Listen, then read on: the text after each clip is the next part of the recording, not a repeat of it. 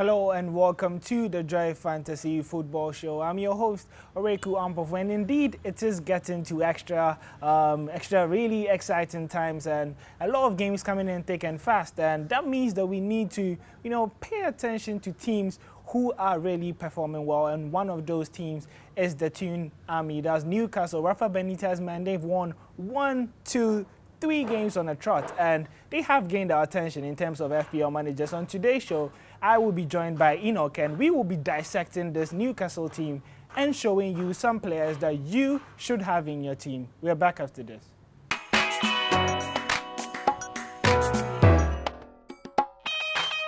Well, you're welcome back, and you're still on the Joy Fantasy Football Show, and it is really interesting because Newcastle, you know how they started their season.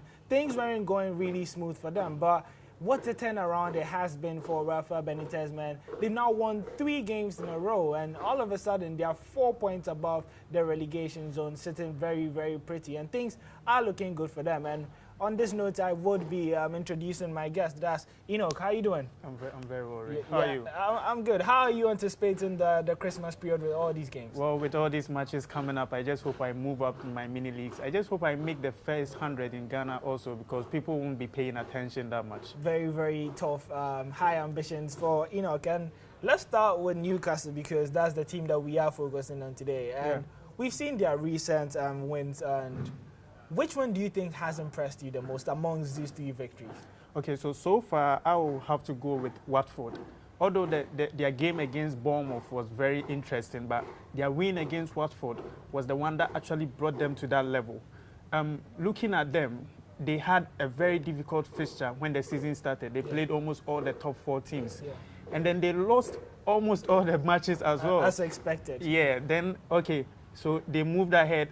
Benitez makes some 1 or 2 changes, introduced Rondon, and all of a sudden Bournemouth was down by 2 goals to 1. They meet Watford, who came in the game very strong. They were in a pretty good run at that time. Yeah, before they came, everyone wrote Newcastle off, actually. Then they lost them by 1 goal to 0. It's going to pick up for them. They have very, very easy fixtures coming up, and I'm actually tipping Newcastle to be in the first half of the league. Before. You speak of their easy fixtures that they do have, but we have to look at which players we need to focus on in terms of fantasy football. And you have a wonderful list for us. You've outlined 3 players that all fantasy players at home should have. So you should probably listen to Enoch, the expert, as you outline your 3. So who would be your first on that list? So I'll go for a defender, DeAndre Yedlin, actually. You have to look at Yedlin and look at the fixtures coming up. Newcastle is now having a new breath around them with new defenders being introduced. But the good thing is that Yedlin is never going to be benched. He's the main man in the team when it comes to the defense. And the nice thing is that he's a wing back. That means he goes forward. He has the free roll to go forward. He has over 26 crosses into the box. Then look at Rondon, our striker. Rondon is thick and tall. If Yedlin is making the crosses into the box, then Rondon can actually score from a header. Yedlin also makes short crosses into the box. He is very good when playing. He has had actually 15 chances created when he gets to the final end of the... Well, one of those chances were for Richie, and we saw him miss it. Arguably the miss of the season so far. But it was all down to Yedlin's powerful runs. And So you can't leave Yedlin out. Speaking of Yedlin, and then taking into consideration how tall Rondon is and how Rondon is coming into form with 2 goals actually from only 5 matches being played. Well, I've heard Rondon 3 times. Is he making your list? He is in my list. You can't leave him. You can't leave him out. You can't leave him out. You will need a very solid bench throughout this festive season. Rondon is very cheap compared to the other strikers. You can't leave him out. Then we look at Richie as well. Although he missed that glorious chance, but let's not forget he's on set pieces, and he has never missed a penalty, actually, 5 out of 5. That's an incredible record. But you speak of set pieces, and he is on corner and free kick duty. He created the assist for Clark, that's the winner against Burnley, and he also put in the most crosses on Monday against Burnley. So he's definitely a wonderful add to the list, and those makes the 3 players that you can consider from Newcastle. That's DeAndre Yedlin, Rondon, and lastly Matt Ritchie. And now you spoke about their fixtures and how easy they may be going forward. And we look at up until game week 18, they do have really, really winnable fixtures. And how long do you see them sustaining this run? Well, I see them going on a 5-winning streak. They play West Ham. People will say, okay, West Ham is good with their manager and Arnautovic and Pellegrini. But can that manager actually be compared to our manager at Newcastle? Yeah. No, you can't. We have Everton coming up. Can you compare Marco Silva to our manager at Newcastle? No. Can you compare the manager, Nuno? Wolves? Can you compare Huddersfield? Can you compare Fulham? These are relatively easy fixtures that Newcastle are going to just run over. And they know how important it is to win these matches, to be able to stay in the league.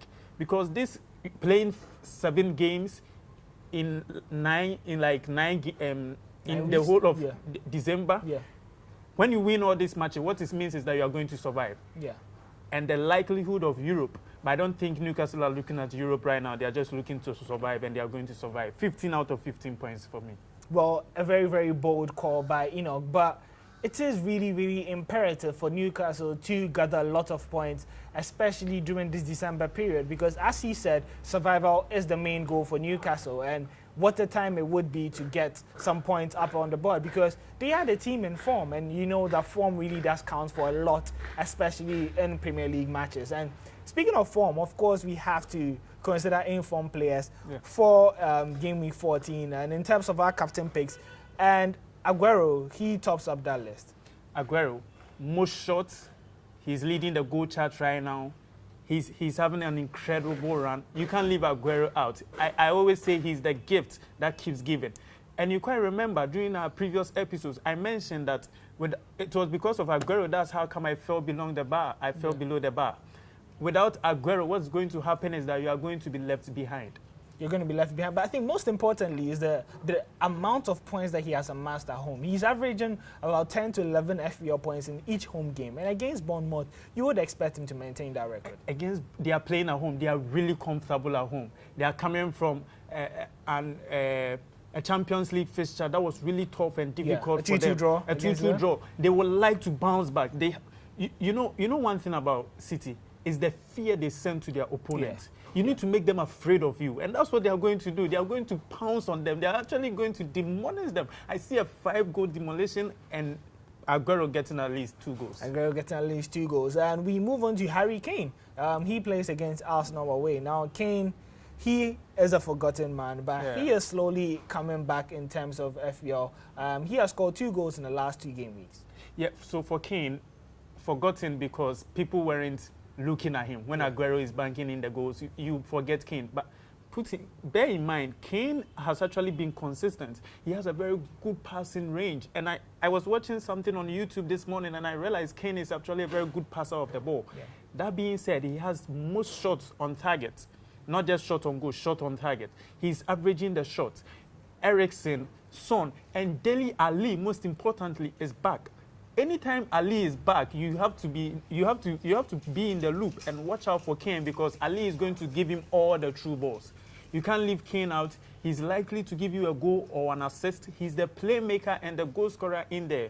Kane, actually. Kane is the man, and we know that Tottenham against Arsenal is a very, very big London derby. But for Harry Kane, he knows that a goal in that game would be a new record for him, because now he will be the 3rd highest scorer in the London derby. And we all know what happens to Kane when he has a record in sight. And we move on to, we still stay in London. And Hazard, he plays Fulham, another London derby, but on a smaller scale. And he is 75% fit also. Yeah. We do not know whether he would start the match or he won't start. But if he is to start, he's definitely going to be a good captain pick. So for Hazard, Sarri made mention in his press conference that Hazard is not going to be part of the team that will be playing against Polk at Stamford Bridge. Yeah. That being said, he's going to be left out. He's going to be rested. Sarri also mentioned that he wants a response.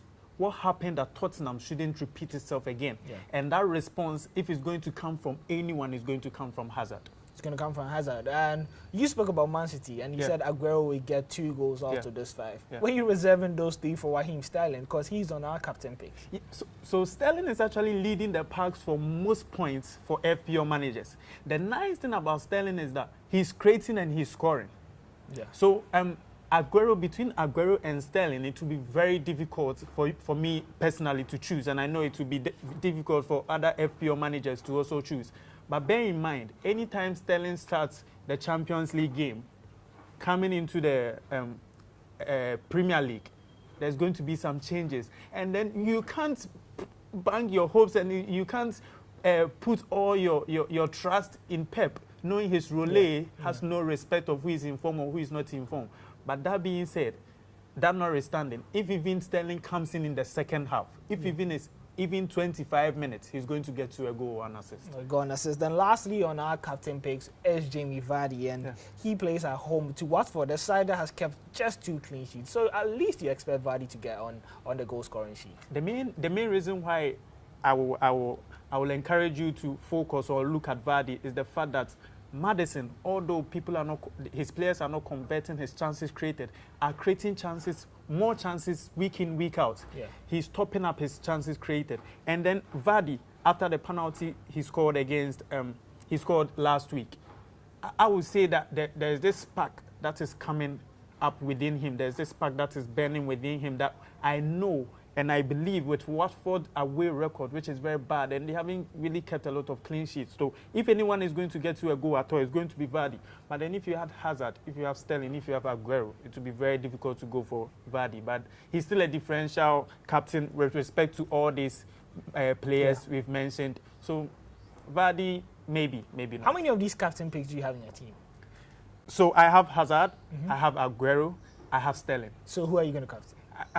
Honestly, I will have to go for Aguero. You go for Aguero. Yeah. And yeah, that was it from Enoch, and a wonderful episode it was. And we spoke about Newcastle and how they are in the team and form. And if not for anything, remember 3 players that you can get from Newcastle are DeAndre Yedlin, Solomon Rondon, and Matt Ritchie. Of course, it was a wonderful time. Hope you learned something new. This was the Joy Fantasy Football Show, and I was your host, Oreku. See you same time next week, and remember, Fike Lindo, which basically means stay beautiful.